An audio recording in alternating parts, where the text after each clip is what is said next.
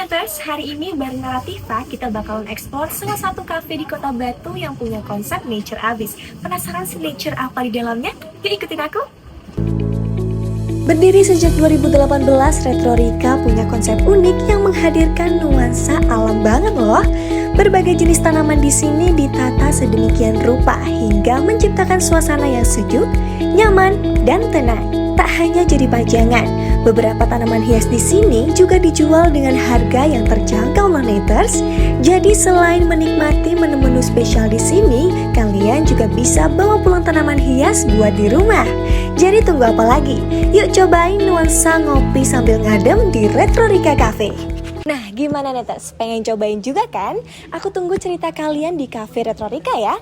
Dan ya itu tadi seputar Cafe Retrorika yang cozy banget buat Gen Z. Akhirnya aku Rika pamit undur diri melaporkan dari Kota Batu.